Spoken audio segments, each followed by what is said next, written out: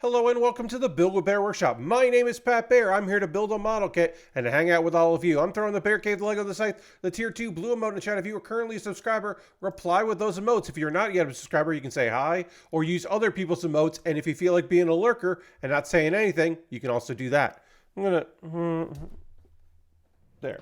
For some reason, my chair wasn't as tight to the table as I would like. Hello, Ghost Valve. Welcome. Happy to have you here. It's Monday. Lashbrook is here as well. Hello, Lashbrook, on this fine moon day, where we're going to talk about some manga and some anime in the second hour. In the first hour, a bunch of other things, I'm sure. We're going to finish a model kit. We're going to start a Lego set. I'm going to apply many stickers.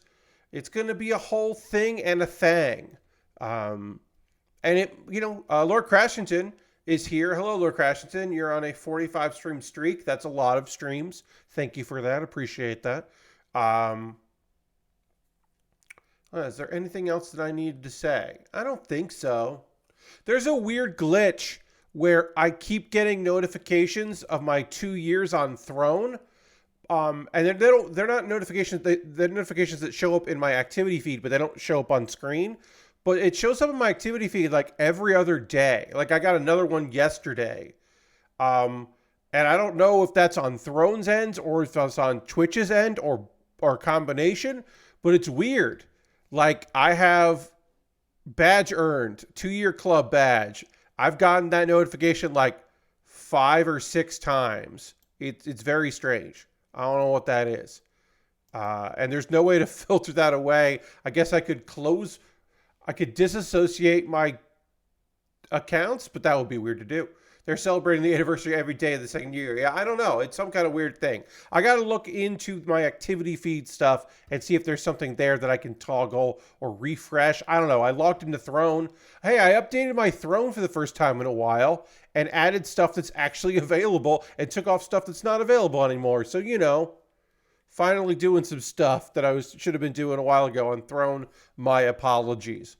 I like having alternatives to Amazon, even if people don't want to use those alternatives. It's nice to have. It's just no one's ever used a Throne for anything or thing. And it's okay. I'm not here to be like, you got to use my Throne. What are we doing here? Like, no. If you want to buy something for me to build, that's incredible, and I'm so grateful for that. So do it however you want, whatever service you'd like to use. Because it's wild that that's happened. It's been a while since I set these things up. I almost didn't do it. The whole wish list thing, that was not an original plan of action. Both that and having a Patreon were not things I planned on doing at first. I'll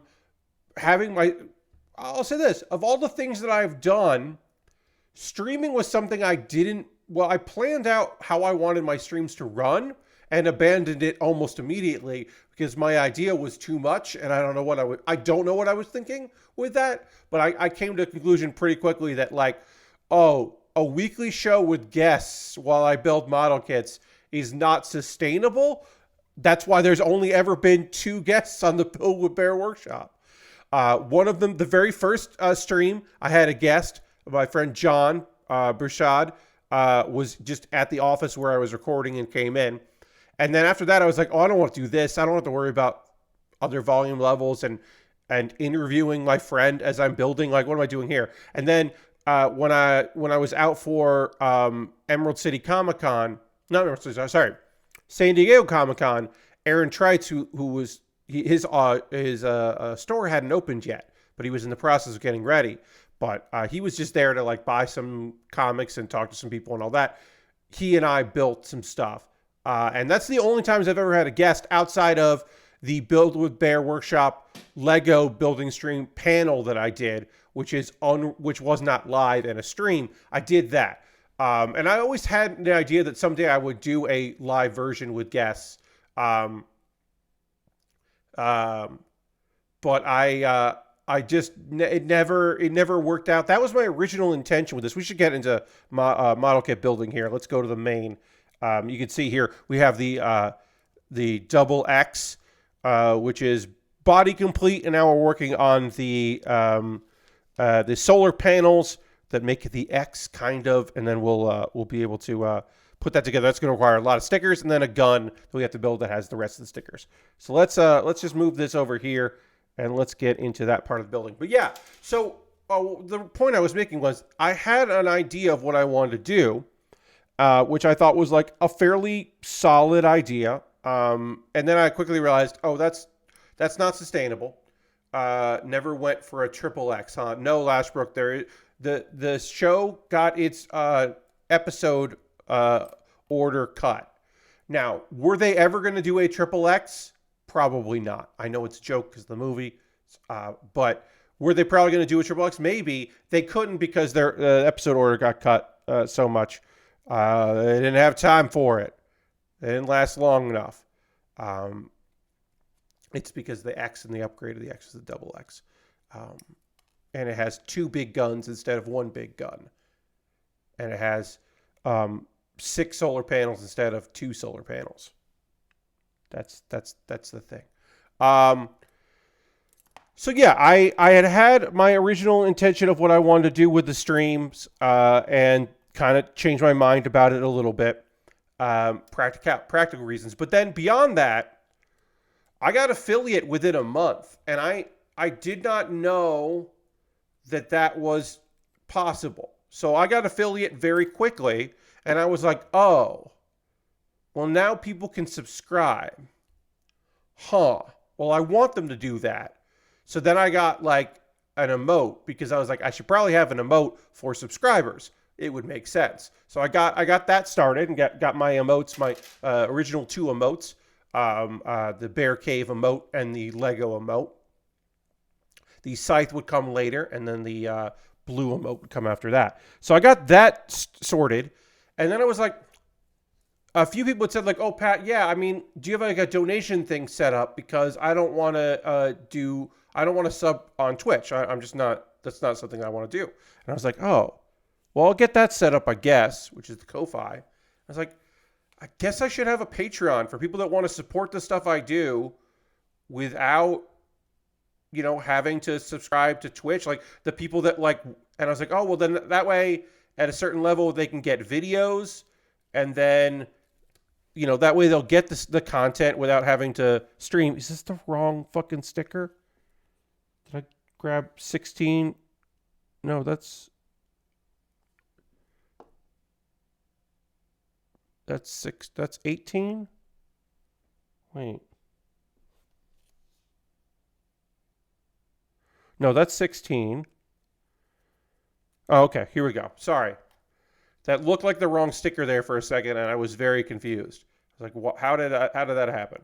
So we got big old stickers to apply here, so I'm going to do my best to apply these properly. Didn't do my best there. Let's start with this way here. Can only make up for my mistakes a couple times here before it's going to get real wonky. So I'm going to try to, luckily at the beginning of the stream where I am most likely to do this properly.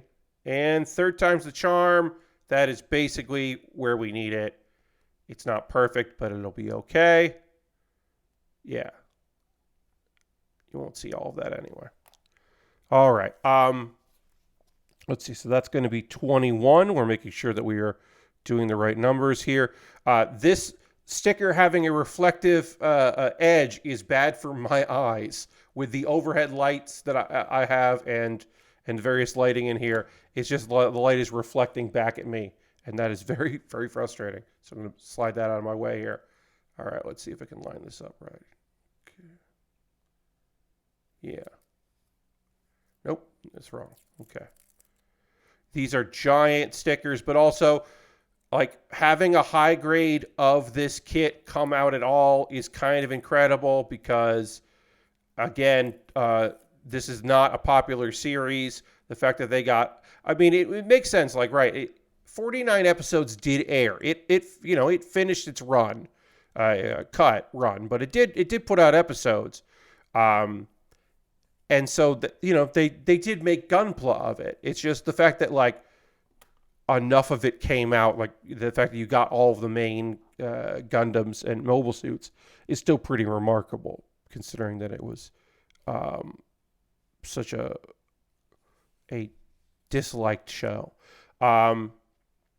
Anyway, yeah, I set up all that stuff because I did not plan for this. Like, I did not plan for this to become a thing that I do 4 times a week. And obviously, I don't model kit build 4 times a week. I model kit build 3 times a week. But that's still bonkers.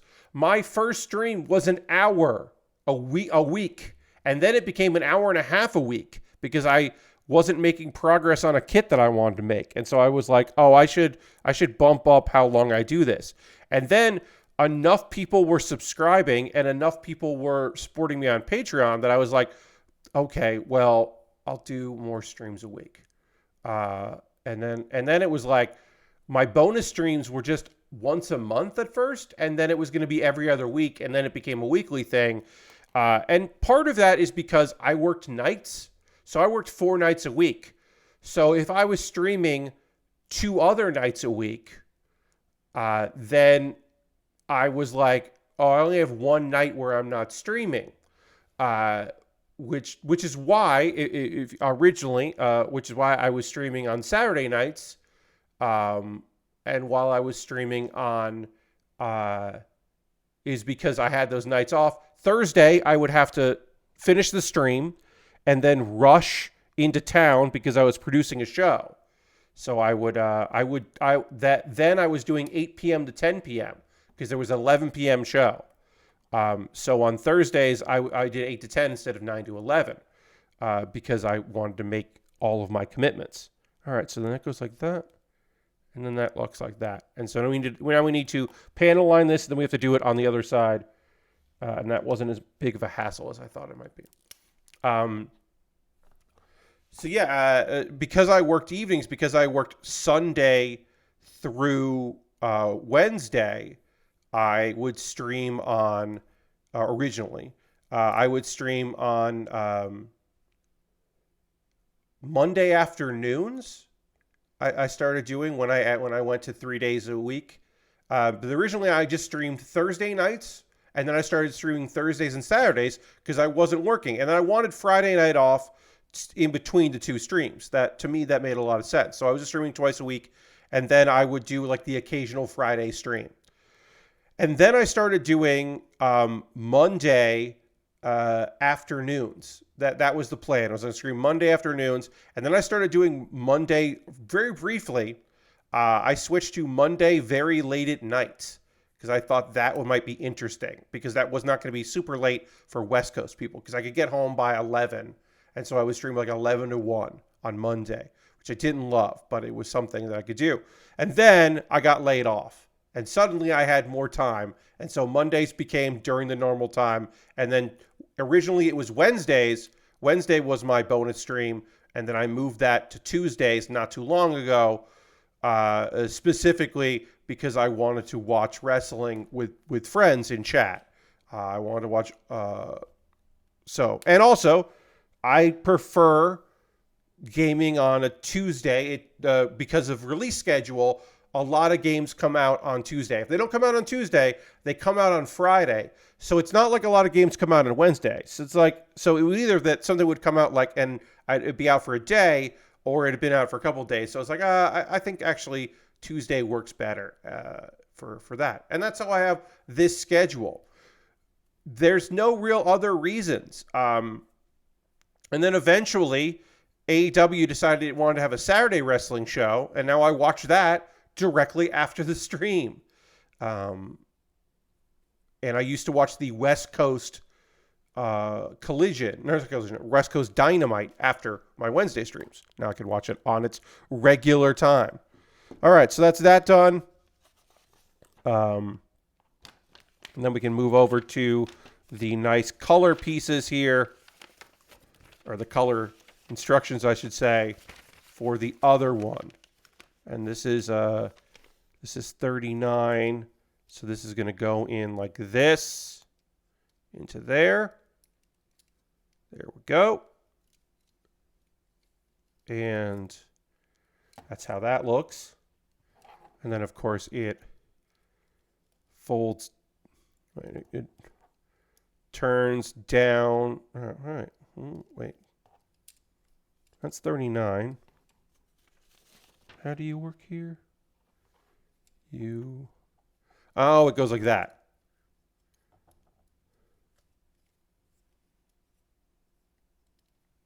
It opens like that, and then opens like that. And then you get your cool satellite looking things, which does look pretty neat. Couldn't figure out how that worked. It goes like that. Okay, great. So now we'll do the other one, which is the same. It's just the same. But yeah, my schedule could change, except that the way things have worked out is I miss Monday Night Raw, which is the least interesting of the wrestling shows to me. I could totally miss it. I can catch like some of the first hour. That's a 3-hour show. I'd rather just watch the like abridged version at another time, and so I watch the abridged version at another time, and that works out pretty damn good for me. But it's that thing where I'm like, well, Wednesday and Friday are wrestling shows. Now, I could do Sunday streams. I have done occasional like bonus streams on a Sunday. I could. I find that Sundays are days where there are things that I would rather do. There are some people that I like to hang out with and do stuff. I usually have a D&D game. My D&D games are often on Sunday afternoons, not exclusively, but often on Sundays. And so I try not to run a D&D game and then stream, because my head is full of all kinds of information from that. And also my voice is usually kind of tired from especially if I'm DMing and doing character voices, which I am wont to do on occasion. I am known to do a voice or two. And so that becomes frustrating if I have to suddenly do a bunch of voices and then a couple hours later talk, excessively. This particular Sunday will be a wrestling show. We got AEW Revolution, which I want to look up.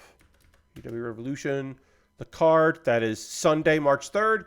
AEW has been trying to do Saturday shows for their big pay-per-views. I've took like one Saturday off for one. I don't plan to do that in the future. That's on occasion. That's not every time. But this one is a Sunday, which is great for me because I already don't stream on a Sunday. So now I get to do that on a Sunday. I wanted the Wikipedia page. It is tonight is lightly attended. I hope a few more people decide to join us. I thought for sure that this Lego set looks so cool that a few people might come in and want to hang out and see what's up with it. It's okay that they're not here, as always, but I would like it if they were. But thank you for being here. I'm not mad and I'm not yelling, certainly, but it's always nice when there are people around. AEW Revolution, as I said, is coming up this Sunday. I'll be watching that. Right now, our matches are set, confirmed. The Tornado Tag Team match, Sting and Darby Allin, who are the tag champions, defending their belts against the Young Bucks, Matthew and Nicholas Jackson. Thank you very much. They're not Matt and Nick. They're Matthew and Nicholas, the EVPs. Thank you. Doing a shitty boss gimmick, which is fine. Works well for them.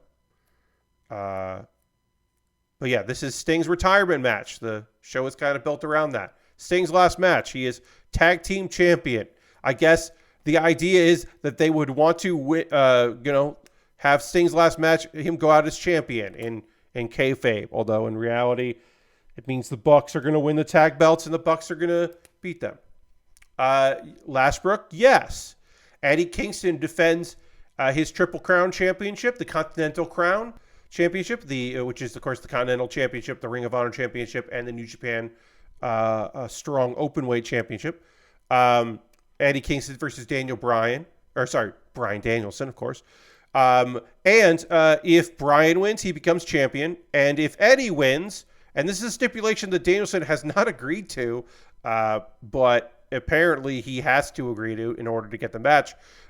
If Eddie wins, Bryan Danielson has to shake Eddie's hand because Eddie knows that Bryan will hate that, which is pretty great.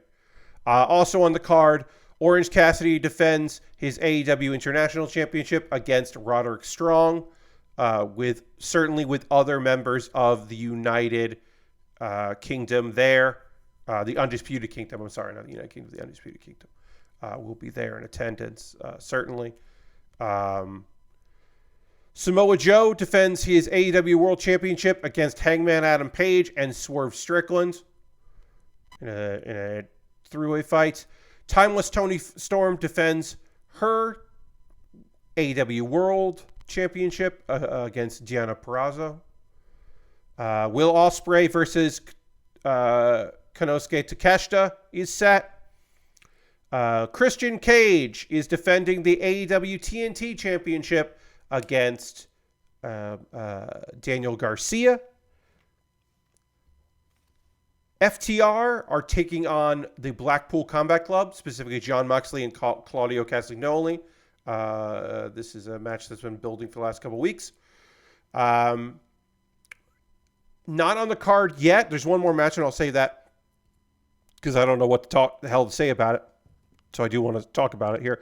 Not on the card yet is if Julia is going to have a match. Julia, the TBS champion, who has been dealing with some injury, but they decided not to make it interim because it was not a long-term injury. I could see that being set up Wednesday, when she has a match with Sky Blue has a match with Chris Statlander, and I could see that leading to a Julia Hart involvement, and then leading that to maybe a tag match. I think we're not going to get a title match. I think we're going to get a Julia and Sky versus Willow and Chris Statlander tag team match, because that's a very personal feud between the four of them. So I could see that, or maybe even a four-way fight or something weird. Like Sky wants to be Julia's friend, but also wants that belt. I could see that being a thing. C20. I already removed C20. Where did I put... C20 is not on here. Where did I put C20? I have no idea where C20 is. That's not great. Hey, that's not good. It looks like I already took off C20 at some point, and I don't know where I would have put that. That's supposed to be sticking out of the gun here.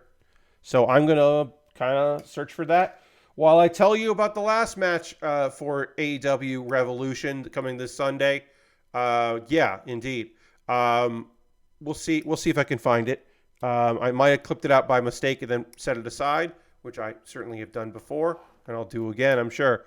Let's see if I can figure out where I put that. Wardlow versus Powerhouse Hobbs versus Lance Archer in a match that has only been described so far as Meat Madness. Again, I don't know what Meat Madness specifically means, other than that's the name of a match. I found it. I found the piece. Nope, that's not the piece. That is the hand piece there. That was not the right one. So yeah, there's a match called Meat Madness. I don't know what that exactly entails. I mean, I can make some educated guesses that it's just three big lads. Lance Archer, certainly a big lad. Powerhouse Hobbs, certainly a big lad. Wardlow, a big lad. All of them are also heels, which is an interesting situation. All three of them are not good dudes in kayfabe. My assumption is that they're just like, yeah, but big people, big lads hitting each other, will just get cheers. So it doesn't matter if they're all heels. And Lance Archer can, I guess, be a babyface when they need him to. He's definitely not. He's the murder hawk. So I don't know how you want him to be a babyface, but I don't, it doesn't, to me, it doesn't really work, but sure. Okay, so that goes there. Then 14 goes around it.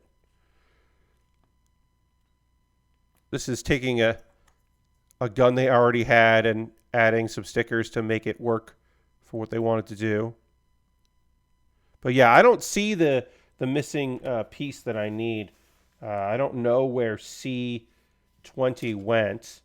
I imagine I at some point removed it by mistake, and then I would assume that I had put it aside, but I didn't. So I don't have the front of this gun.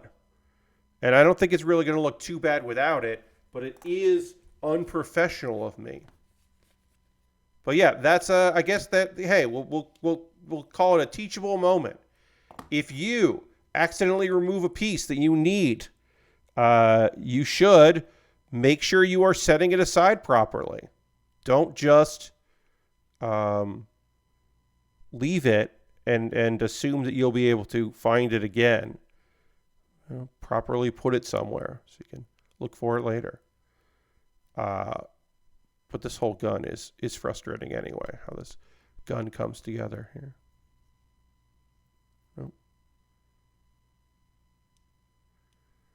Like that, yeah. All right. And we can panel line that, and then we are done with basically all of it except for the posing. But yeah, there should be a gray piece that sticks out here. Past Pat betrayed present Pat. Yes, indeed. Yeah, I really goofed it up for myself. And there's a little gray piece that comes out of here, and it looks fine without it. I don't expect anybody who's looking at this photo later to be like, hey, where's that one piece that's supposed to be in that gun? That gun is incomplete. You failed, Pat. You're not a real streamer.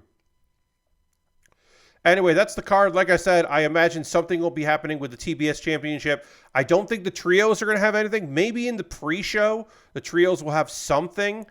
But it's a pretty stacked card. It's already 9 matches, and like I said, there might be a 10th match.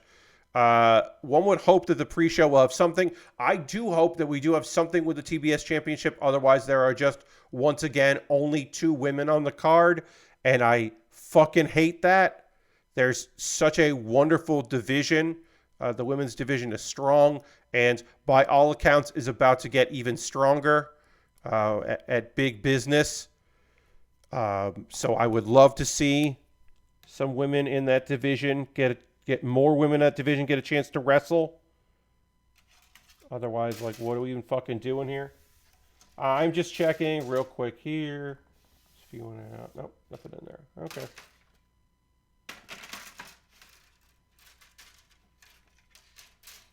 Did one last minute pass for the gun. Couldn't find the piece I need. It's okay. We'll just pop that in there. So we can pop this in there. Now it wants to be.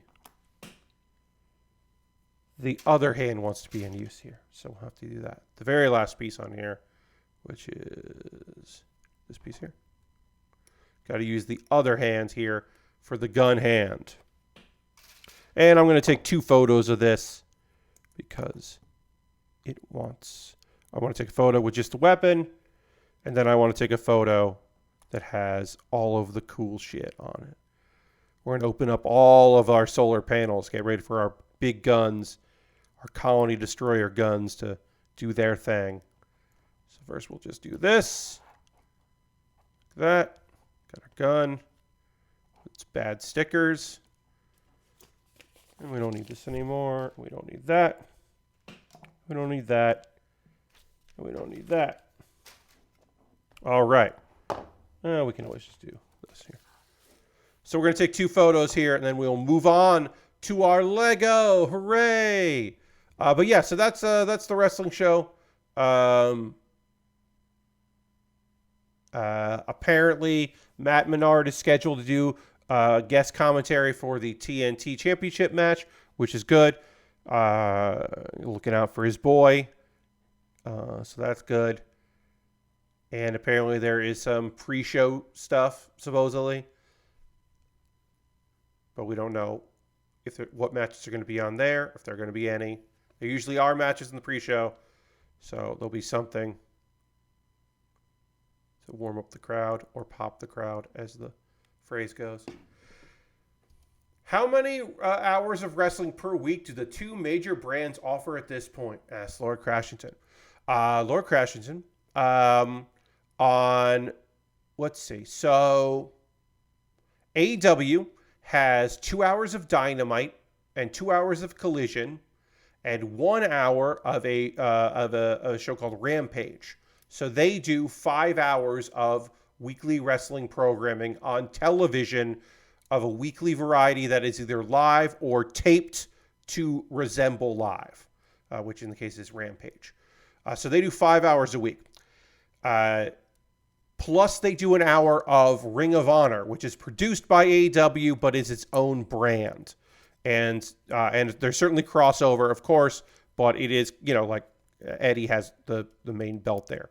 But that is important to note because over on the WWE, they have 5 hours of weekly regular programming, plus they have 1 hour of 2 hours of NXT, which is its own separate thing. Or is it 1 hour? How long is NXT now? I haven't watched NXT in a while. NXT. Let me look up NXT on Wikipedia. I want to say, how long is this show? Personal program, 8 p.m. Eastern. Tell me how long it is. I don't remember how long it is. Also, Ring of Honor can be anywhere from 45 minutes to 2 hours. Sometimes it's a long show. But let's just say, okay, so it's it is a 2 hour show. Let's say, also, I should mention, there's that. Then there's also the fact that WWE does some bonus programming. But let's say mainline stuff. Let's take out Ring of Honor. If we take out Ring of Honor and we take out NXT, then AEW has 5 hours of programming a week, and the WWE has 5 hours of programming a week. So it's balanced. 2 shows and 3 shows. Last says, I got to say, the week they skipped Collision made me pine for the old days. Yeah, I can understand that. I like Collision because they take longer. They give the matches a lot more time to breathe, and I like that. I think that is fun. But I totally understand where you're coming from as feeling like it's a lot. Because it's a lot, right? So I don't watch Raw. I don't watch Raw. I do watch Dynamite, SmackDown, and Rampage because they are back-to-back, 8 p.m. till 10 p.m. and then 10 p.m. till 11 p.m. So that's my Friday night. And then I watch Collision after, the West Coast version of Collision after my stream, and that's 2 hours. And then I don't catch Ring of Honor. I just never do. I don't pay for it, so I don't see it because that's how I would watch it, would be to subscribe. And then I watch anywhere from an hour and a half to 3 hours a week of Tokyo Joshi Pro Wrestling, because their shows are usually an hour and a half to 2 hours, and occasionally they are 3 hours. This past Sunday, I watched Elimination Chamber, and I also watched it myself on Saturday. I watched Elimination Chamber twice because I wanted to watch it with friends, and I also watched it for myself. So I saw that show twice, but I skipped over the interview the second time because my crew said it was okay that we didn't watch that, which is great because I didn't want to watch it. I gotta switch my hands here. So there's a lot of wrestling, and I pay for Wrestle Universe, which gets me Tokyo Joshi Pro Wrestling, which is the show I want to watch. It also gives me a bunch of other things that I don't necessarily always want to watch, but I do find myself on occasion watching DDT, or Pro Wrestling Noah, because I have access to them because I am paying for that subscription. So sometimes I just choose to use that. I usually have things during Rampage and Collision, so it mostly leaves me doing like I did this week and just watching them both on Tuesday. Yeah, I mean, Rampage is skippable. There are some cool things that happen on Rampage, sometimes storyline-wise, sometimes just matches. They're just unique, interesting matches. Brian Keith being with Commander and Penta was a weird thing. That's mostly because travel was real bad that Wednesday. There was a lot of injuries and some issues. And so Brian Keith ended up getting put in that match, it seems like. And that was weird. But for the most part, it's just like, yeah, there's a lot of wrestling. And I don't watch a lot of other television. I watch a lot of anime and I watch a lot of wrestling. If I watched sports, forget it. I would not be able to keep up with wrestling so much as I do if I watched a lot of sitcoms. I would not be able to keep up. I used to watch a lot more sitcoms, but since I am not doing much of anything in the comedy world, I don't keep up with sitcoms. There also aren't that many these days. So it's easier. All right, we have now done the open version. All of our various things are opened up here. All of our various solar panels to absorb solar energy from the sun or the moon. No problem, Lord Crashington. And to power up our big guns. And now we have this thing, this monstrosity, this wonderful monstrosity that now I get to take a photo of. And should I stand it up maybe? That would be probably better. I don't have a stand for it right now, but it should stand up on its own. Yeah, we'll just do that so you can see the wackiness. I guess I'll take two photos. I'll do the angle of it. And then I'll do the top down of it. The nonsense top down photo. So the Double X, happy I built it. I like this kit. I like that show. It was a fun assembly. I do love all of the nonsense of it. This kit, I should say, before we move on to our Lego set, it does not want to sit. If I was going to display this, I would grab a bunch of blue tack on this peg, or this polycap, I should say, and before jamming in there, because this is so wobbly, and with all of the weight here of the weapons and stuff, this is going to, as I go to pose it or move it, it's going to fall apart, which it does consistently. I don't love the foil stickers behind the green clear pieces. I don't love that. But overall, it's cool. I'm glad that I built it. I'm glad that I saw that it was at a reasonable price and picked it up. But I would not. This will not go in display. It's not going to join the display. That's just not. That's just not likely. But it was fun to put it together. And also, I like the big, beefy beam sabers.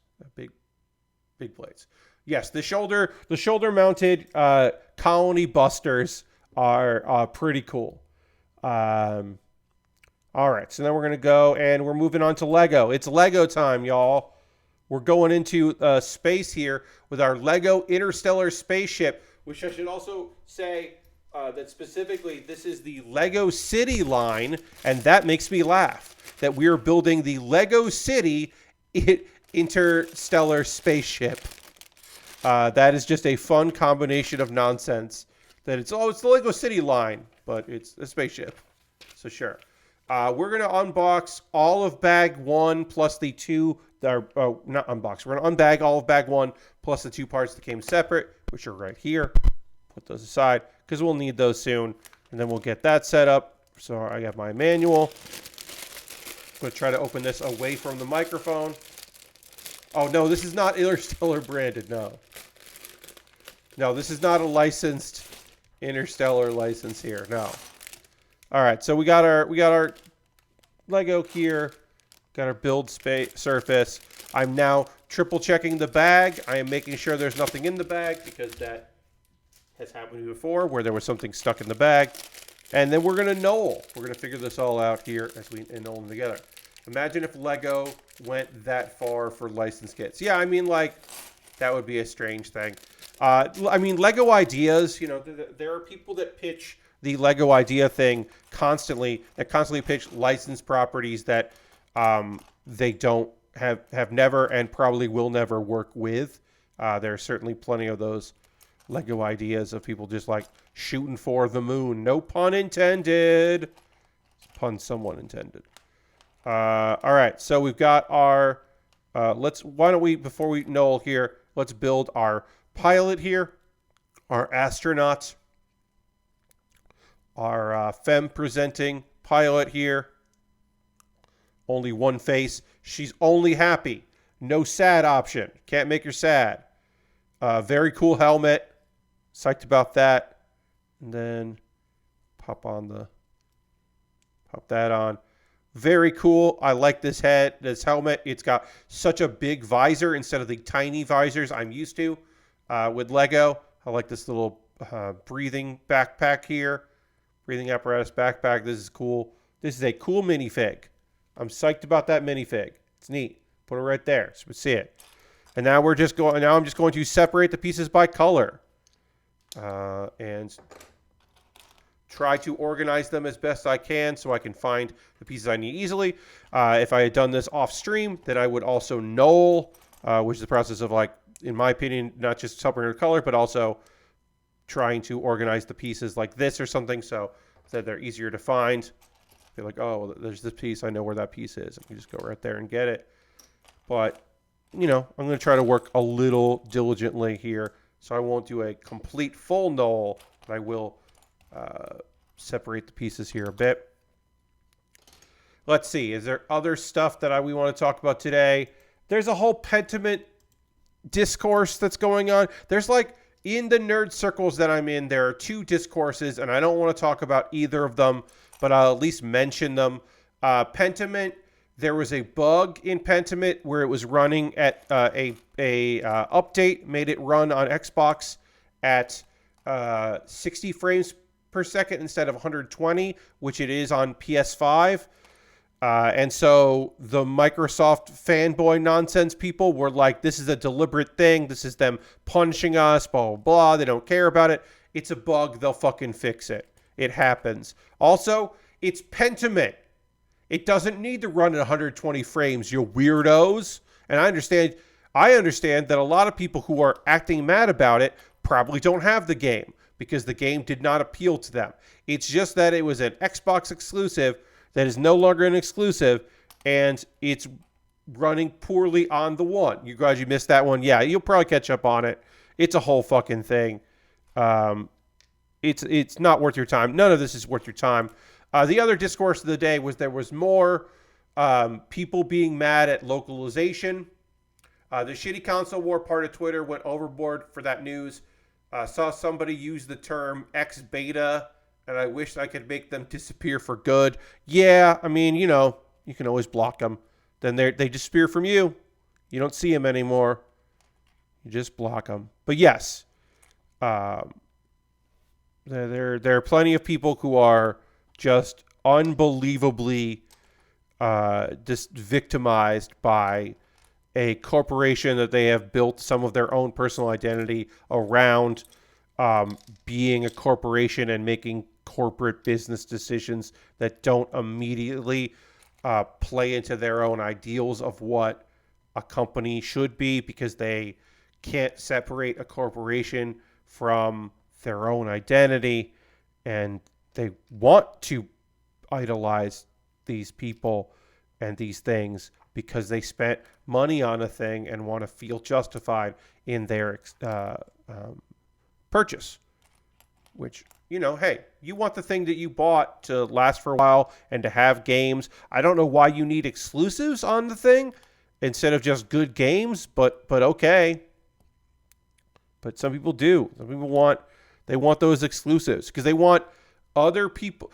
I don't know if they want other people to buy the thing that they bought, or if they just want to be like, oh, well, the choice I made is good. Like, I kind of think that's all it is. They just want to feel like they made the right choice. when they could choose one or the other, and it's like, okay. Oh, really is draining. The other discourse that affected capital G gamers, it was gaming, and then also kind of tied into anime. Every couple of months, the larger anime community gets mad because an official official translation makes a localization choice that they think is disrespectful to the original text, because despite the fact that anime fans by and large don't care about working conditions, they just want the thing. Like, a delay because half the studio got COVID is unacceptable, but also they care about the intentions of the creators only when they want to be mad at localization. Because a lot of people will also read machine learning translations that are just word for word direct translations. I mean, this existed before AI. This was all the way to Babelfish. The days where you would read or you would watch a fan sub from Yu-Gi-Oh! And it would say, it would translate Yugi's name. And Yami Yugi would be Dark Game, and it would just say Dark Game is wilding out, and you'd be like, oh, it wouldn't say wilding out, but you get my point, because that would be localization. That would be using modern slang instead of a Japanese idiom, because some people in the world think that you should translate the idiom and then have a translator's note. And I've seen translators' notes in fan subs for years, of course. Nakama means family. Like all according to Tahaku, and it's planned. Like, I've seen those before. Yes, Kakaku, all according to Kaku, and then just Kaku means plan. Instead of just saying all according to plan.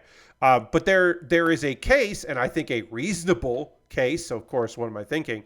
That localization, both in video games and in animation, anime, is valuable and necessary, because, yeah, I could check the notes section to better understand what this Japanese idiom, or like more commonly in my experience, there are Japanese idioms now, people are kind of understanding what they are, but there's a lack of knowledge of Korean idioms, because there is less of a knowledge base about Korean culture.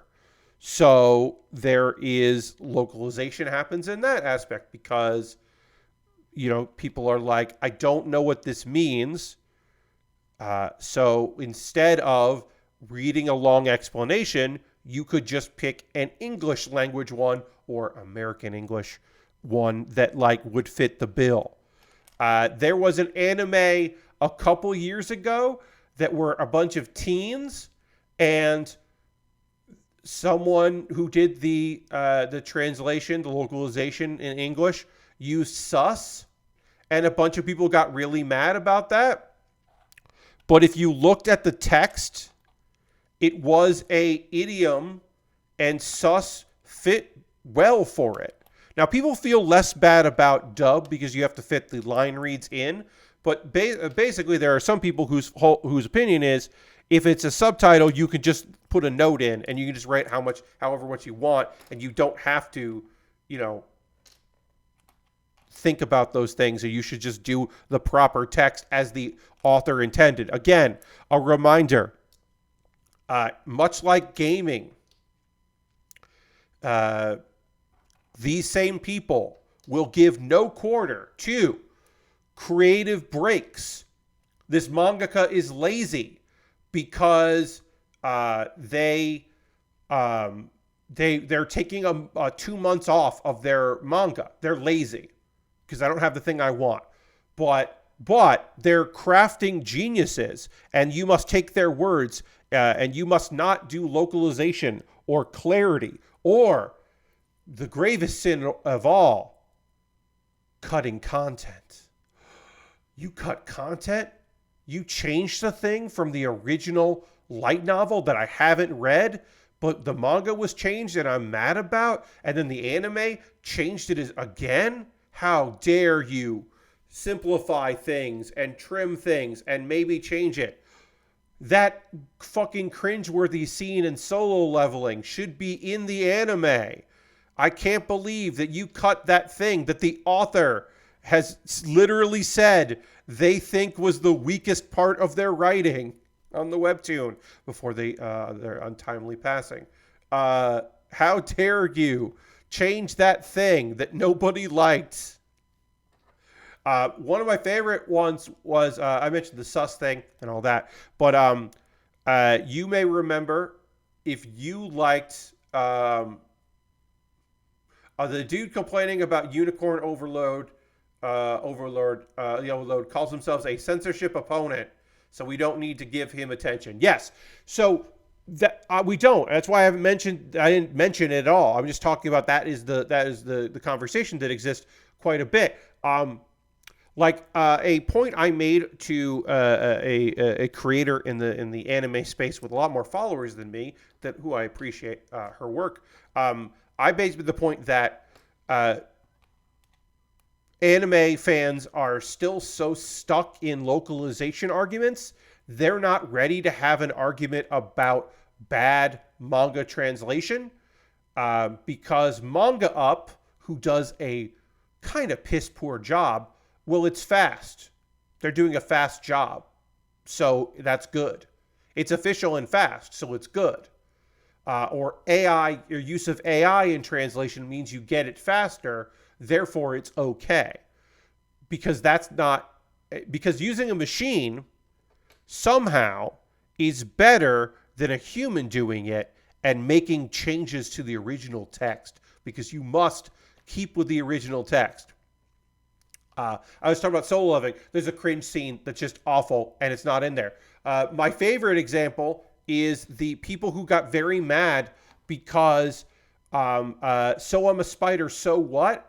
The anime is different than the manga. The manga is a chronological story where the anime jumps around. It tricks you into thinking that the anime is running... spoilers for the first season. There's 2 seasons, but spoilers for the first half of it. It tricks you into thinking that it's a chronological story, but it's not. It's jumping around.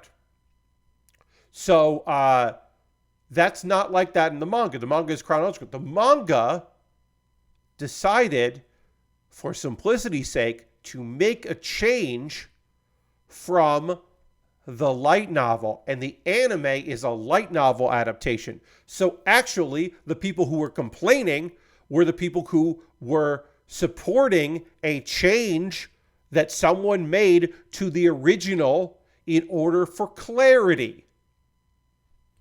And the anime decided they were going to do, because it's a visual medium with motion, that they could easily jump between them and it would work out fine. Because they're adapting the light novel and not adapting the manga. And it's almost like people are hypocrites and nonsense. Why not take the humans out of writing entirely to make it more efficient? Totally. Yeah.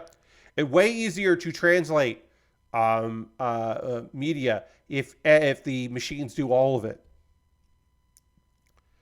Anyway, I think sometimes localization is bad. I am not here to say that it's always good. Also, sometimes people get paid to make things to translate, and they do a bad job. And there was a typo in Solo Leveling 2 episodes ago. This is a typo, and it was a weird typo because I'm going to look it up because I screenshot it, and I did put some caveats, and I do want to say that I did do some caveats in that when I was talking about it. But let me find it. Where are you? Where are you? Sorry. Where are you? It was called Elixir of Life. So there's an image from Solo Leveling where on the screen there is like a pop-up menu, because it's RPG kind of stuff, that says Elixir of Life, and then the subtitle said the Elixir or Life. It's a typo. They said or instead of. It happens. Dirty, I did just have an emo moment there. It does occasionally happen. I never went through an emo phase, but I had some people in my life who were real into emo, and so it does peek in there a little bit. And so sometimes who are you and how are you become emo in my head, and sometimes I have to get that out. But so it said so Solo Leveling had a typo, and that's a bummer, right? Because people are paying money to Crunchyroll to watch these things. That has to get updated, and it becomes a whole thing.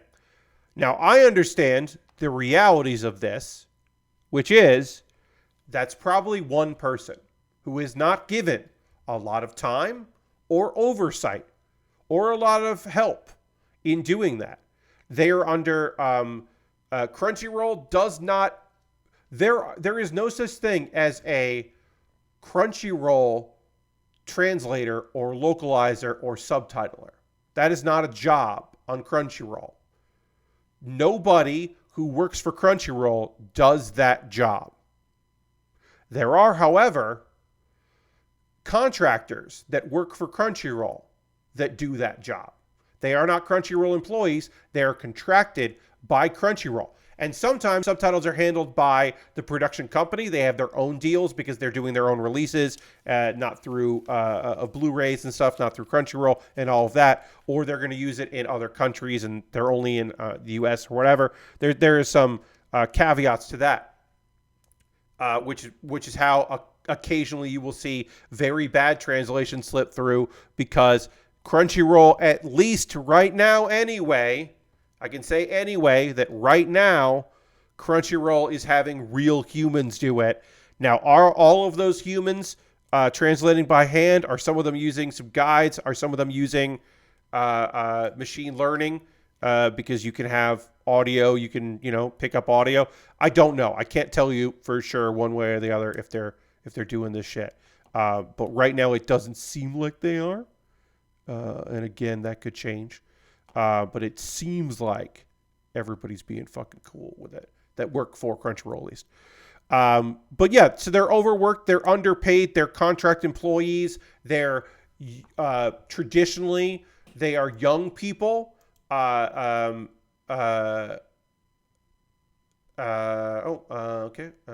DW, I wrote some stuff in there. Got some comments on YouTube, but it's a long comment, so I'm going to read that later. We got a backpack here. We got a cool jet backpack here, which rules. So we're going to attach that. Check that shit out. That's cool as hell. Fly around. Oop, what happened here?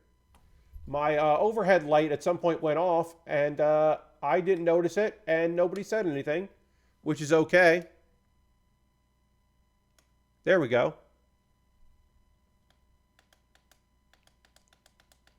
Sorry about that, everybody.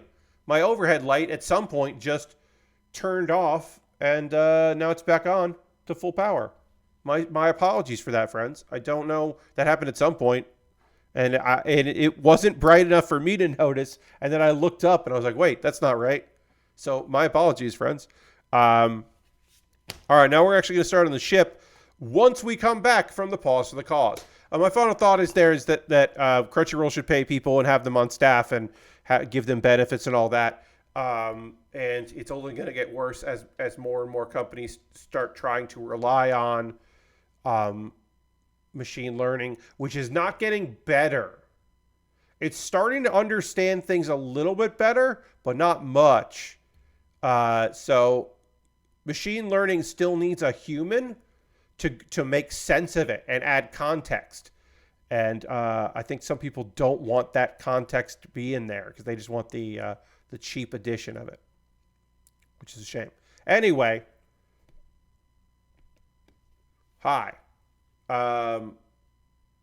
Welcome. Hello. Now's the part of the stream where I'm going to talk to you, the viewer, about ways you can support the channel if you are so inclined. Everything I'm about to tell you here is optional. You don't have to do any of this stuff. But if you would like to, I'd love to have you do that. You can throw at this time the Bear Cave, the Lego, the Scythe, the Tier 2 blue emote in the chat if you were a subscriber. Being a subscriber is the easiest way to support what I do here through cash money using your credit card or PayPal or whatever. Or you can always, if you wanted to, use your Prime Gaming token. If you have Amazon Prime linked to your Twitch, you get that token. You can use that for anybody, but if you use it for me, it'll be great because that number goes up, and that's fun. A reminder also, if you have that Prime token, it resets. So if you did it before, you got to do it again. Hey, Jam, welcome. But being a subscriber is the easiest way to support what I do here. There are also, you could gift a sub. We've had a couple gifted subs this month, which is very kind. Thank you to Bobby Dice Roller for those gifted subs. Appreciate that very much. Also, some kind folks, or Harold, has cheered a little bit, and you can join the cheerleader board with Harold, which is nice. If you want to be at the top of that board, that would be cool. And again, everything I'm talking about here is optional. I'll try to fly through it. I have a Patreon at patreon.com/PatBear. There's a $1, $3, $5, and $10 tier. There are different rewards for the different tiers. Consider joining me on Patreon, seeing if that's something that you would like to do in the future or now. See about that. Also, I have a YouTube channel, youtube.com/PatBear. Over on my YouTube, you can subscribe for free, and I would love for you to do that. Also, you can become a member there, and for just $2 a month, hey, that's pretty cool over there. If you want to join that, you get my Wednesday videos on Tuesday. So you'll get a new video tomorrow that I'll be talking about another romantic comedy as we finish up romantic comedy month because of Valentine's Day. You'll see that before other people see it, which is pretty neat. So we got that. We got my YouTube channel. We do that. We do that with that. What else did I want to tell you about? Also, those are monthly ways to support me. You could also jump over to my Ko-Fi or my PayPal directly if you want to do a one-time donation, a tip, if you will. Everything I make through direct donations. YouTube, which includes AdSense, so watching my videos helps me. Patreon, Twitch, all goes into a fund. From that fund, I take money out to buy model kits. The Double X that we just finished. The Lego set I'm currently working on right now. That came from my fund, and I really appreciate that. A kit that arrived in the mail today. I was able to pre-order from Premium Bandai a clear version of a kit from 1995 that was reissued in 2020 as a clear kit. I was able to buy that for the Devil Gundam because of your generosity, or the Dark Gundam if you believe the dub. And I'll be building that in the future. Now, I have a backlog of stuff that I'd be happy to work on, but there is a way to jump that and get into to be the next people to buy stuff for me to build, which is to go to my Amazon wish list and see something there. You see something there that you think, I'd love to see Pat build that. You buy it. It comes to me in the mail. I make a video on YouTube about the thing, a mailbag video that I call that. And then it jumps the queue. It becomes the next thing that I build. I have Lego sets. I have model kits, inexpensive kits, expensive kits, a couple pre-orders in there. Some very cool shit that I would love to build on stream. And so if you see something there that you would like me to build, you can pick that up. Again, it'll come in the mail. There's some gear at the bottom because sometimes people want to support me, but they don't know how to buy. So maybe you just want to buy a mat for the carpet that I'm going to be going back to in a week so that I don't ruin that carpet with this very comfortable wheelie chair that I have. And yeah, various things in there that you pick up if you wanted to support the channel that way. Optional, of course, but very fucking helpful. I'll tell you that. I have a throne wish list. I recently updated that throne wish list, so there's some stuff on there that's not on my Amazon wish list. And of course, USA Gundam Store. You buy a gift card there. You get an email with a gift card code. You then send me that code in a DM or a whisper on Twitch, DM on Twitter. With that gift card code, I will use that gift card code to, of course, buy something from USA Gundam Store. If you want to support me and not spend any money, I have a Discord. Come hang out in my Discord if you haven't already. It's a nice little space. I post build photos at the end of every stream. People post stuff they're working on. It is a cool place for fun people.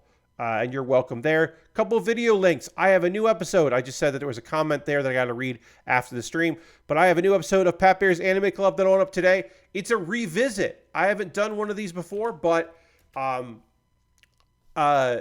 somebody asking me the other day about what Gundam series to start with, I realized, hey, I made a video of that like 3 years ago, and I don't feel the same as I did then. So I updated it for 2024. Also should mention the original video that was supposed to go up there, I keep postponing. Someday I'll fucking do it. And then I have another episode of Pat Baer's Anime Club that's coming out next Monday because the anime awards are this weekend, and I want to be kind of timely with my coverage of the results. So that's going to come out next Monday. So this video will only be the newest Pat Baer's Anime Club for a week. And then, something happened here. For some reason, something happened. My Kuma Baer got deleted here. So hold on, everybody. I accidentally deleted Kuma Baer, the Kuma Baer episode. So now I need to add that. And I want to do that right now. I want to have that in my, so I can share it with you and also so I have it in there. So let me find this episode. Go to YouTube Studio. Go to Content. Go to Shorts. Click on Tony Kawa, Over the Moon for You, which is the thing I'll be talking about here. There will be a new one up literally on Wednesday, but the most recent one, yeah, whoopsie indeed. The most recent one I'm going to put in here, and then there we go. This episode of Kuma Baer is about Tony Kawa, Over the Moon for You, a romantic comedy that is incredibly funny. Check it out if you like romantic comedy anime. If you missed this one, maybe the branding of Crunchyroll Original turned you off because a lot of Crunchyroll Originals are bad. This is not a bad one. This is great. It's very funny.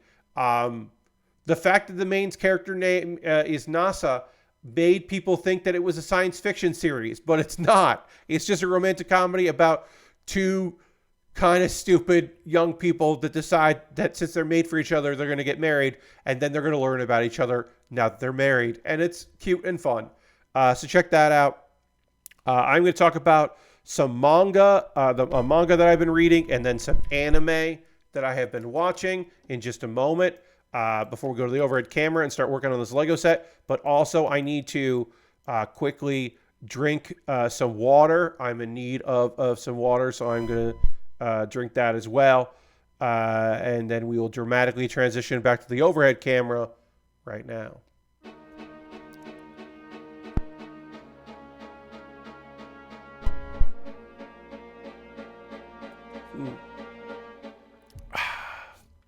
All right. Got our, got to get this thing going here. Gonna work on, got to put some gold pieces here. Let's start talking about some manga. I have been reading the Rubelia Kingdom's Tale, which is not descriptive. This is not based on a light novel, and you can tell because it doesn't have like a title that you would read on the side of a book. It is a manga that is in a collection and therefore can just have a name like the Rubelia Kingdom's Tale. Now, what is this story? It is a romance series about a slow burn romantic series about hey, guess what? It's a couple. They're engaged to be married. And they're figuring out what that means and what it means to be in a relationship with each other, who are basically strangers. Because guess what? This is a villainous story. This is the main character has been accused of being a villainess, and her engagement has been one-sidedly broken up. She has been trained her whole life to be the next empress or queen of this kingdom. Because the crown prince was who she was engaged to. He met someone that he'd rather be with instead. And he just decided we're not engaged anymore. And usually that means that She's considered a villainess. She's sent away. There's all these other adventures. She goes to another kingdom and then the first kingdom falls to ruin. We don't get that. We have a twist on that, which is the king goes, "Oh no, I choose her. What are we even talking about? I of course choose her. I don't choose you, son. You've embarrassed everyone. You are already on thin ice. Your marriage to her made the most sense. So, no."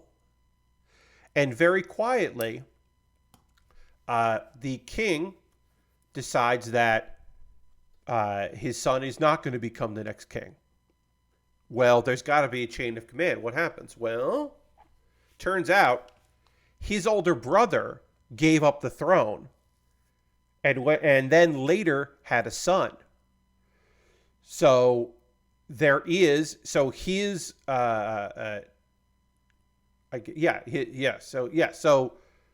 basically the king's cousin or the prince's cousin is going to be the new king because the bloodline is still intact. The bloodline is fine. Basically, the king is adopting his cousin, his nephew, as his son and going to install him as the next one.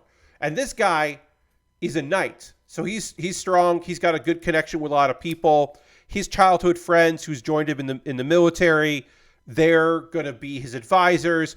He's basically been set up.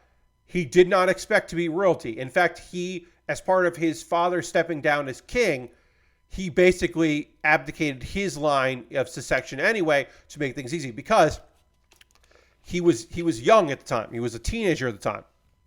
He could have fought the current king. He could have been like, "No, I should be king."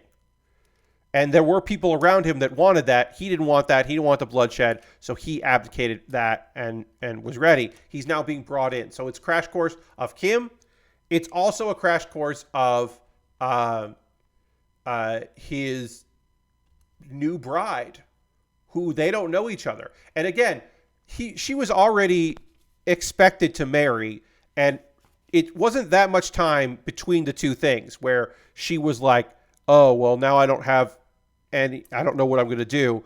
There was a very short break between "I don't know what I'm going to do" and "Oh, I guess I'm going to marry this guy." Okay. But one of the things that's happening right now is they are finding they like each other, like pretty instantly. They have a chemistry. And neither of them is used to that. He's never been in that kind of relationship. She's always felt like that her future husband was keeping her at a length. And of course, she was a little jealous that he did fall in love and was so blatantly being like that. So it's an interesting twist. Where I have left off in this manga, she was attacked, and he basically took a dart, like a poison dart that was meant for her. It is very clear that people were looking to take her out, like she was the target, because they are looking to replace her. They want someone else to step in as the next queen. So we do have that drama. So there will be some action stuff. There is some magic. There are some knights coming around. Like there's some stuff happening. But for the most part, this series is mainly about our girl and her new guy trying to figure out what's going on. It's a good story.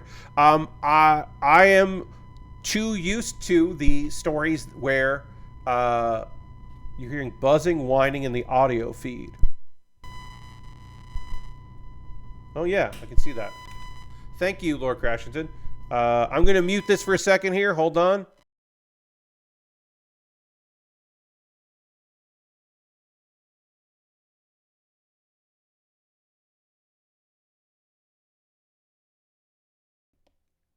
Check. Okay. So right now, when I don't talk, okay. Let me know, Lord Crashington, or anyone else can also chime in if that sounds better than it did previously. But I basically just unplugged the cable. I may have hit it, and that caused some issue there. but let me know if that sounds better. But we'll continue on.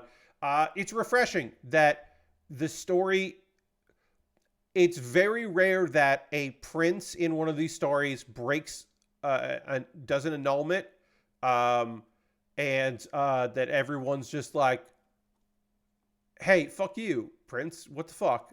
Like, that's very rare. It never happens. So it's kind of interesting that it happened in this case. But yeah, thank you very much. Appreciate that, Lord Christian, for looking out. I don't hear myself in these. You're like, Pat, you're wearing headphones. You should have heard that buzzing. No, I don't want to hear.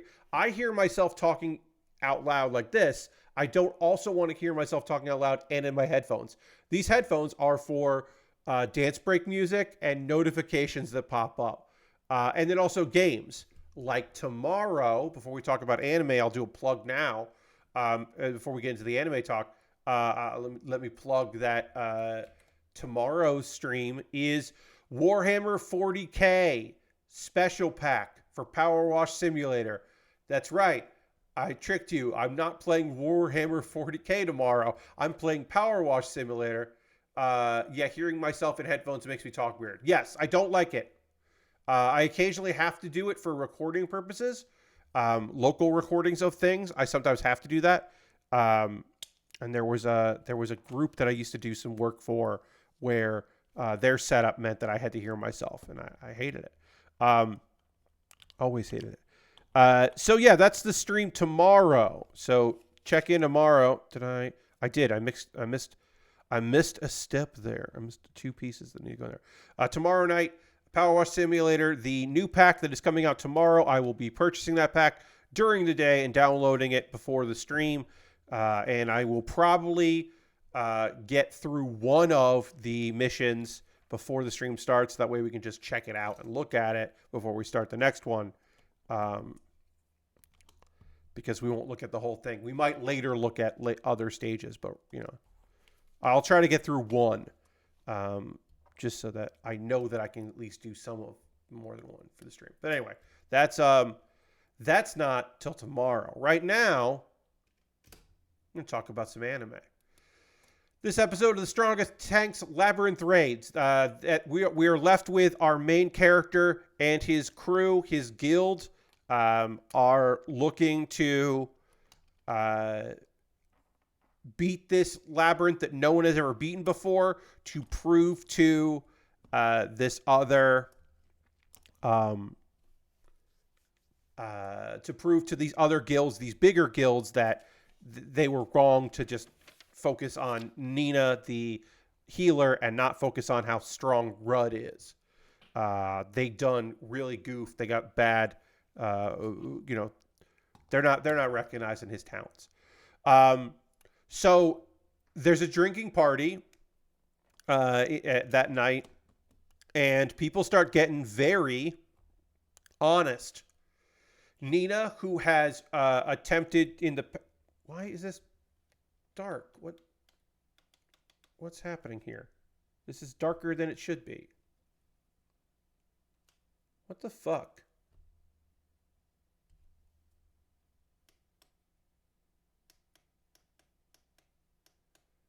This is the lightest. I'm sorry, folks. I don't know what's going on, but this is darker than it was a little while ago, and I don't know what's going on with this light thing. I'm glad I didn't buy another one of these if this thing is going to start messing me up. Can't make it any brighter than that. Let's see. I'm just going to fiddle around here with the different light looks. No, I don't like that. Here. The light is haunted. Yeah, I don't know. I don't know what happened. It should be. It's just once it turned itself off because it was unplugged and it was running off the battery apparently.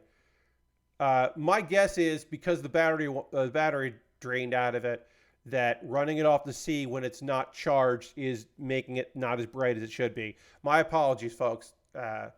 We'll see.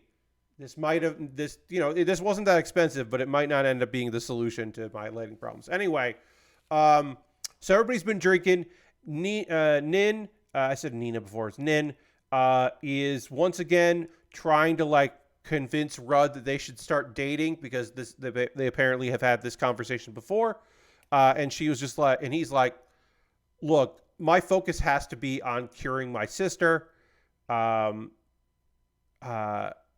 can't be getting into a relationship while I'm dealing with that. So she basically he doesn't brush her off, but he's just like, he also isn't saying like, once I do, we'll definitely get together. But he's like, I can't even think about that. My apologies. Luna confesses that she might also have feelings for him. But he's just like, I think this is because this is the first time you've ever drank. Luna remains adorable and very cute. This homunculus was just like, yeah, I don't know. I also probably like you. I don't fucking know what's going on. That's cute and fun.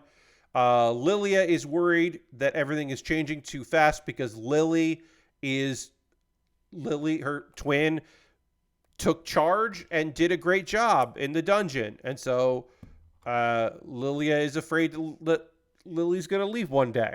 And Rudd is like, I think you just are scared to let her go because you being the older, the waiting older sister is very important to you. Let's see. The 51st floor, there's a fog, and they learn how to detect monsters using their mana. That takes a weird chunk of this episode is figuring that out and them using that. It to me it was a little odd, but whatever. I didn't mind it. And then on the 52nd floor, they find a skeleton. It's a dark skeleton. It's a tough thing because it has the power of a tank, magician, and a swordsman. So it's good at everything. Luna gets put to sleep.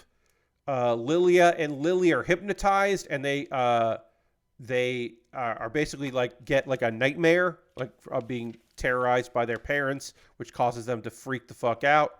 Ooh, this goes in. Ooh, this slides in. Neat. I like that. This little thing just slides right in the back there. That's cool. It's so fucking dark. It's like this thing isn't even on. It's not that much brighter when I turn this on than this to this. Isn't that what? And it went off. What the fuck?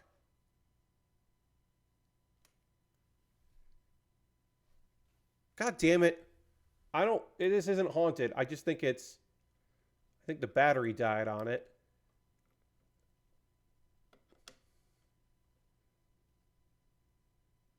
Now it's not charging. Did this thing fucking die on me? God fucking damn it. Do I have to buy a different light?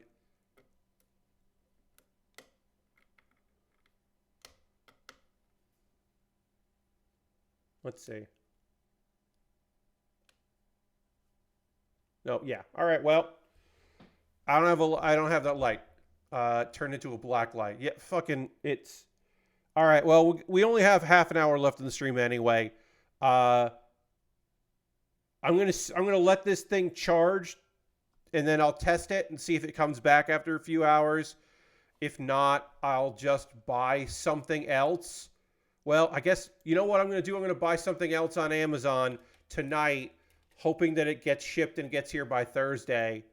Because I can always use the overhead light, or I can use the light that's shining on me as an overhead light. I can always just do that. Gotta make sure to take... I don't know. It might have just been that I was running it off the battery and now it needs to charge, but the fact that it won't stay on right now is a real bummer. So yeah, I'll have to find a new light. If I buy something tonight, it might get here by Thursday because of, shipping. So,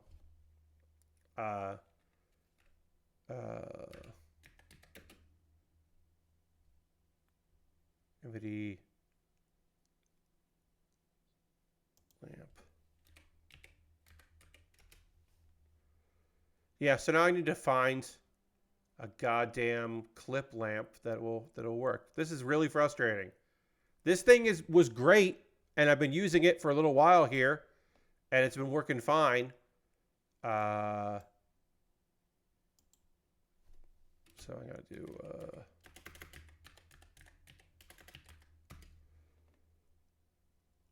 now I gotta find one that's not super expensive that'll work. That's also I get it shipped here, and then we'll see. We'll see if we can find a better one. Maybe I'll find one that's even better than the one we had here. I like the attachments it came with. It's just the fact that it stopped fucking working is very frustrating. I'm gonna just buy the one. I don't want to buy the circle light that I'm using here for my face because it's circle. This one was square, which was better. It's better that it's square, so I'm gonna find that. I shouldn't be doing this now. I'm just mad. That's what's happening right now. I'm just annoyed. So I am doing this because this thing was $16, which is not a lot of money, but it is an amount of money. And you think that it wouldn't fuck up. But again, it might be fine. It might just need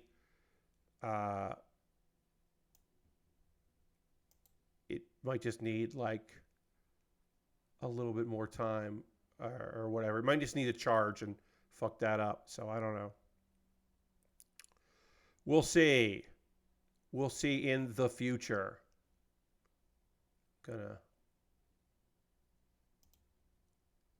I found one that it's rated well, and so I might just buy that after the stream. So anyway, it's dark here, and that's my apologies. I mean, I'm gonna let this charge, and then tomorrow when I get up, if it doesn't work, then I will buy another one, and I'll be buying on Tuesday, and I'll hopefully get here for Thursday. But like I said, I can always take the light that normally is pointed right at me, and I can move that over here. That's not terrible. I did that when this light went out, when the other light went out. So not the end of the world to do that. Getting back into anime conversation here. Rudd wakes everybody up of the status effects they're under, and then figures out the skeleton's weakness and defeats it. And it actually ends up not being that big a deal, which is great. Works out okay. Everybody's pretty happy about that. And now they're moving on to the next thing. They can't find the path to the 53rd floor. That's where Maris, the former Guardian, is like, my guess is that the Labyrinth Guardian is scared of you and is trying not to let us proceed because it is changing the labyrinth around. But then the labyrinth changes and abruptly because the Guardian shows up. And that Guardian is apparently, according to Marius, a demon king, in the form of a lady, but is a demon king. And it immediately bites Rudd. Uh-oh. We'll see what happens there. We'll see if that affects Rudd as a Guardian and very strong. We'll see what happens. But cliffhanger for that. So we'll find out in the next episode what the deal is there. And then Fluffy Paradise. Hell yeah, there's some fucking fluff in this episode, y'all. We had some fluff in Fluffy Paradise.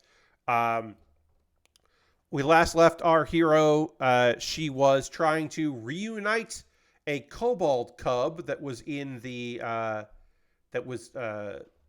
trapped in the city and being mistreated.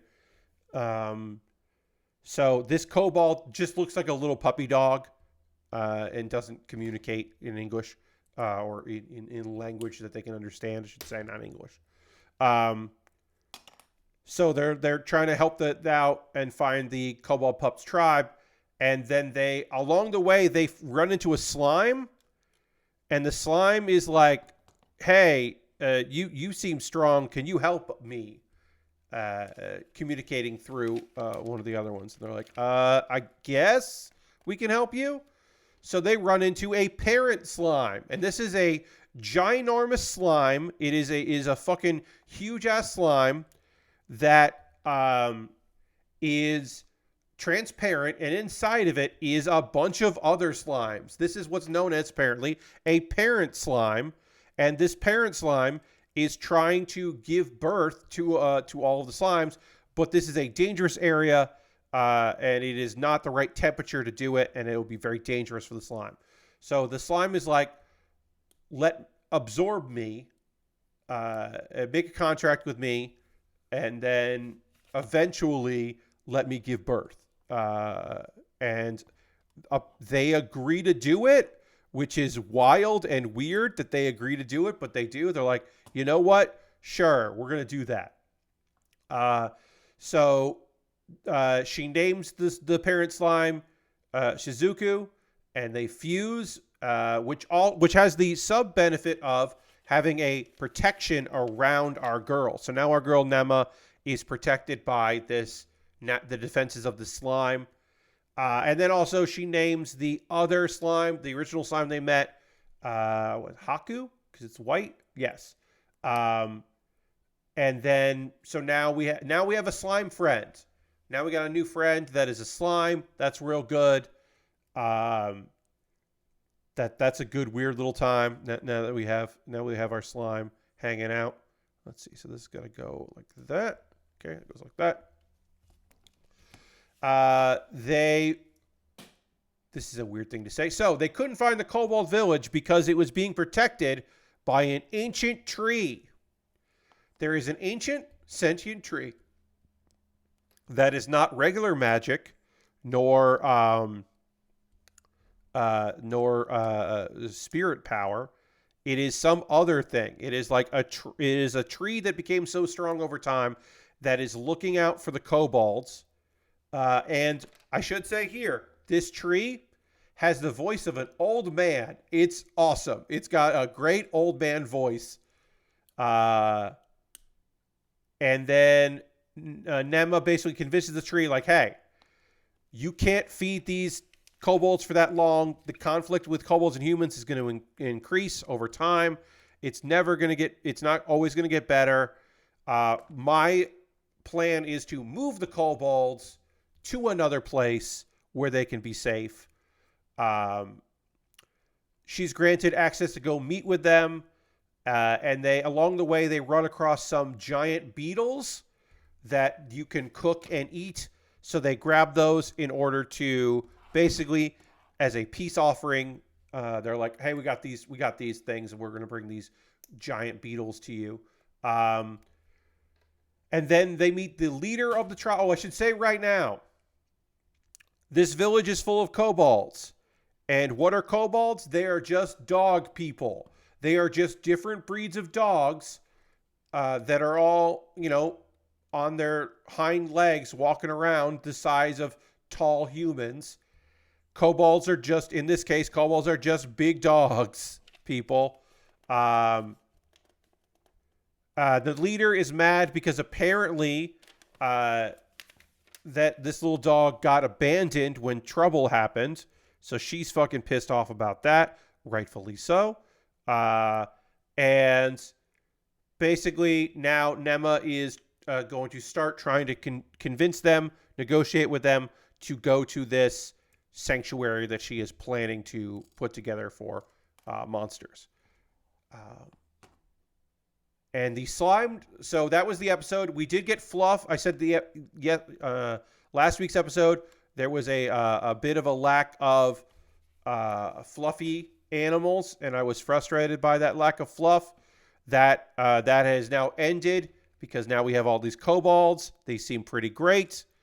We'll see what happens in the next episode. More fluffy good times. The slime thing was weird. We finally have a slime friend, and that's good because it feels like you gotta have a slime friend in an anime like this. But also, it was weird that... Oh, I did something wrong here. Hold on. Oh, put this in the wrong place. I put this in the wrong place. Hold on. That has to go here. And now it can open up more. Yeah, there we go. Now they can do that. And then this can move back and forth a little bit like that. All right.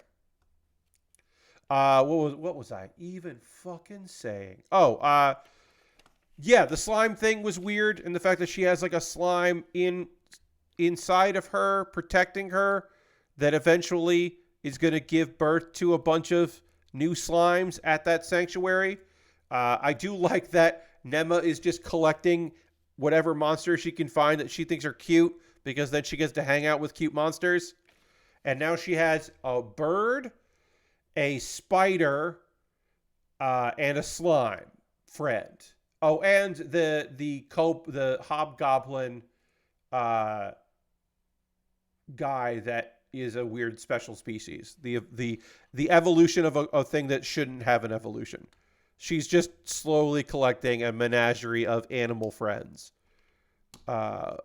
plus the various other creatures that are not hers but hang out with her and like her. It's a whole fucking thing. It's fun.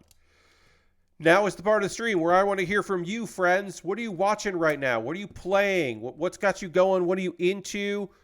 For me, I had a good day of Hearthstone today. I regret to inform you the bots are back, but I have decks that deal with the bots.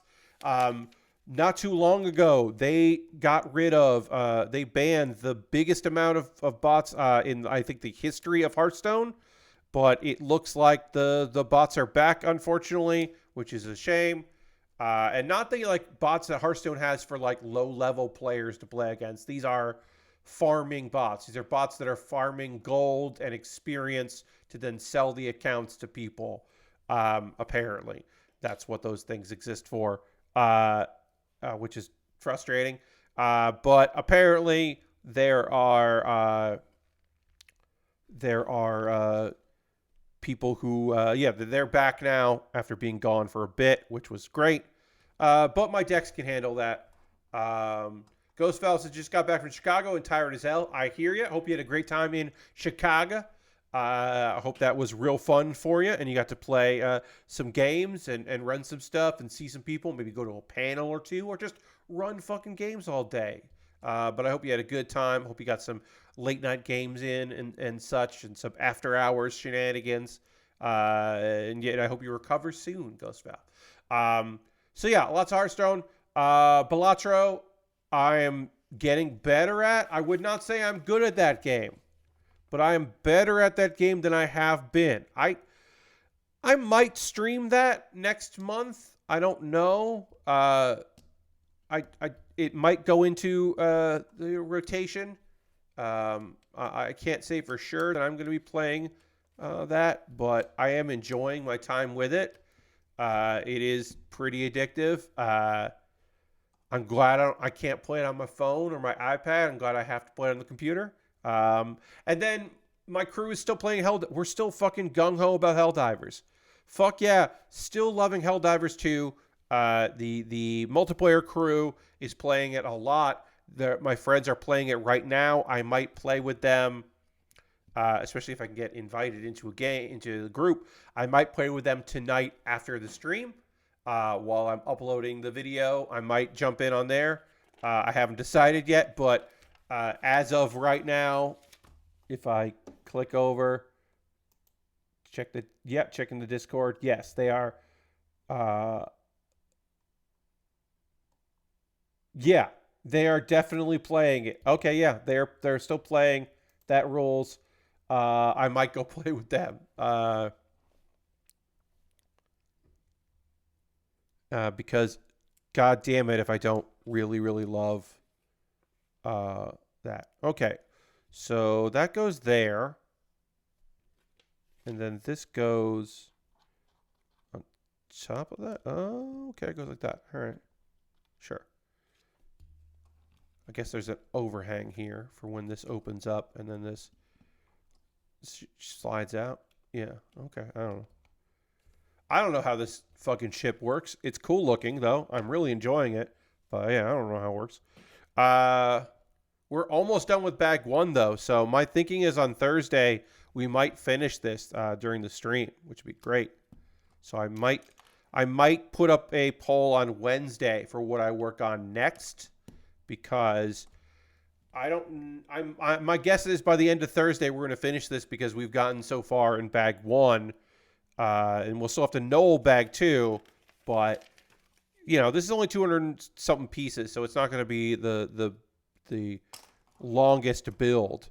So I might want to just have the next thing on deck ready. Do a poll, get that up there. Okay, so Dirty says finished Marquette. It was uncomfortable game story wise. Oh, okay. Now playing through a little to the left and the remake of Final Fantasy VII. Thinking about watching Sliders and dreading the RTO on Thursday for 3 weeks of mandatory training. Oh, yeah, that's not great. Training ends just in time for my annual vacation, which also lines up with Dragon's Dogma 2, aka your vacation. Hell yeah. Hell yeah. I hope you. That's great that lines up. Get that vacation in, get the gaming in. Sorry about the 3 weeks of mandatory training. That sucks. Lord Crashing says, oh, Lashbrook says, lots of Baltro. I'm officially over 1,000 episodes into One Piece and don't know what I'm going to watch next. When you caught up, I don't know. You got to pick another long-standing anime and watch all the episodes, you know? Time to get into Naruto. And then when that's done, Boruto. Uh, Lord Crashing has been playing more Pacific Drive, which is still very cool. Had a big ramp jump into a weird anomaly to see what it did, as the scientist suggested I do. My only nitpick is that it doesn't explain the purpose of some of its items, machines very well, so I don't engage with them. Yeah, I mean, if you I understand that sometimes those games want you to explore things and try them, but it's not like it's set up to just be like, hey, fuck with this thing and see if it works out for you. Like, they're not always interested in you doing that. Ready for cleaning stuff for Space Church Fascist and Power Wash Simulator tomorrow. Hell yeah, me too. Can't wait to stream that. A reminder, that's my stream tomorrow. Is 9 p.m. Eastern. Is Power Wash Simulator. The Warhammer 40K special pack. We're gonna get into that special pack, and we're gonna have a good time with it. It's gonna be good and silly. I'll at least get through the first job before the stream starts. I'll do that while moderating Jeff's podcast. Lord Creston suggests start watching Detective Conan. There is a lot of Detective Conan, and it's fun. It's not One Piece, but Detective Conan is pretty fun. So, Lashbrook, you could get into Detective Conan. Case closed, as it was originally renamed in America. Get real into that if you wanted to. But yeah, we are almost done with bag 1, which means I will know bag 2 before the stream starts on Thursday, so that I don't have to goof around with that. But before the stream ends tonight, let's finish off bag 1. We won't get into bag 2, but we can pretty easily finish up bag 1 here. This thing already looks fucking great. I'm already very excited about this. It's been a while since I built a Lego set that's not like a licensed car. That seems to be the last bunch of Lego sets that we built on stream, or a holiday Lego build. Done a bunch of those, obviously, through various holidays. We didn't do a Valentine's because I built all of the Valentine's themed ones that exist, all the brick heads and such. All right, that's the end of bag 1. These are all extra pieces here that I will deal with on Thursday. When we open up bag 2 on Thursday, we can get bag 2 out, but we're not gonna know it yet. Here's the box. Here's that box. It's a good box. And there's bag 2. So yeah, we already got through bag 1. I'm definitely gonna run a poll to figure out.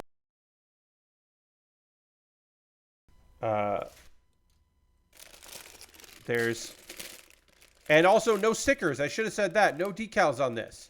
See how many ways Conan figures out the mystery and also avoids his real girlfriend finding out what really happened to him. Yes. Yeah, these are all... Yeah, none of these are stickers, which is great. Makes life a lot easier. But yeah, I'll null all of this before the stream starts on Thursday so that we can just get into the building part, which is the best part, of course. But this is cool. I really like this minifig. Neat.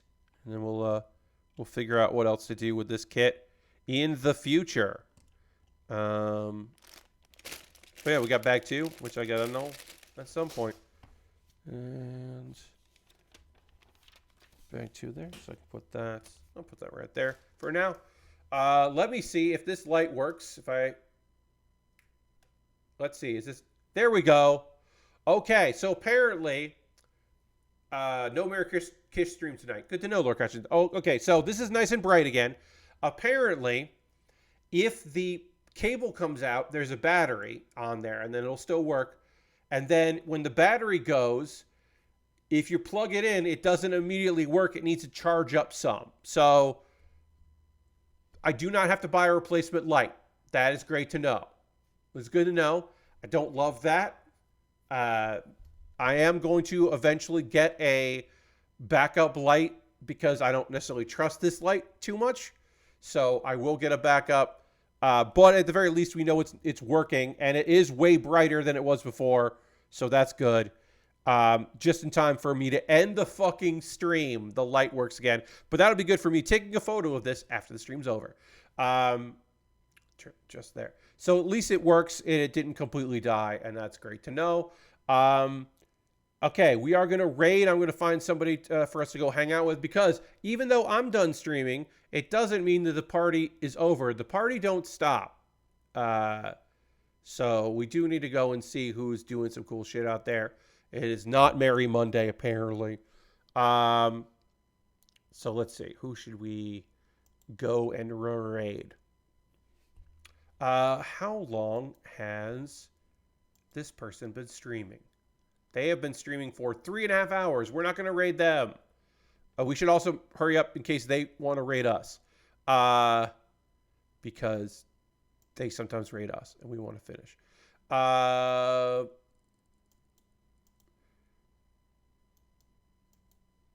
Jordan, also known as RayFK, is streaming Like a Dragon Infinite Wealth. So we're going to go raid Jordan. Jordan is great. Infinite Wealth is a cool video game from all I've seen.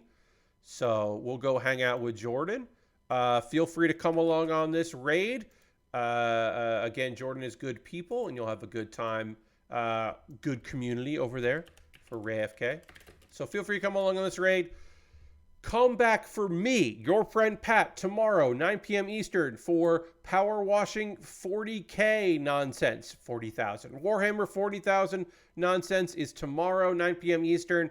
We'll take a look at that special pack. It'll be silly. You'll have a good time there. Hope you come along this raid. Hope you come back tomorrow. Hope you come back on Thursday for me finishing this. Goodbye, everybody. Goodbye, goodbye, goodbye, goodbye, goodbye, goodbye.